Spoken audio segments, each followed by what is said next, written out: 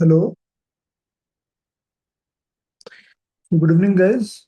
Now, I'll be sharing a case with you, rather discussing the case with you, wherein I'll be emphasizing on a fact that how small ulcers, trophic ulcers, might lead to severe complications. So let us come down to this case as a clinical. As we know in the dental outdoor, mostly we see that many orofacial disorders do come to us. So, say in this case, this article is published in National Journal of Medicine. So here we take into the fact that say in this area you can see ulcer there. The patient came with a crawling sensation on her chin that led her to scratch regularly, and we can see that there's a deep trophic ulcer, and basically uh, it is a wound which was not healing by itself, and the loss of sensation also there. So as a result of which, everyone was confused.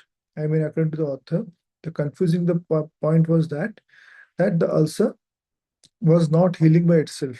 So uh, truly, it can be a dangerous signal also, and there is no sensation. It leads to differential diagnosis of many granulomatous diseases. True.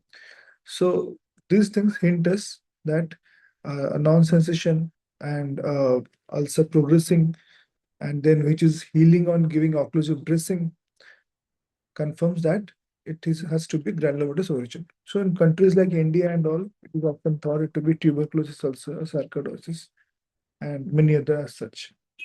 But when it comes down to country specific, region specific, and also science specific, we need to go deeper into the section. We need to understand the ulcer.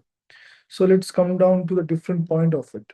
So then let us go by as we know that an associated symptom was that the patient was not also able, it was a loss of the corneal reflex on the right side, which is not mentioned here in the video. So that led to a conclusion that there must be some neural origin.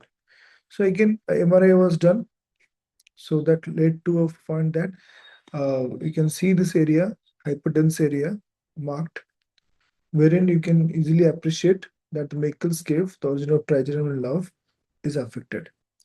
So that shows that it has got some neural origin, and then it is confirmed by the biopsy, which shows that basal cells formation there, and also dense marked structures.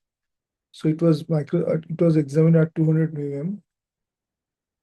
This was done to clear it out that yes, this clinical sign is not only a type of what you call it as your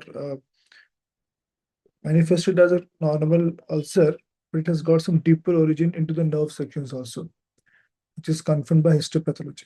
So the concept is that when we find something new or something out of our normal healing procedure, normal epithelium is not happening, the implication of this article is that we should not neglect a small clinical signs that the body shows us.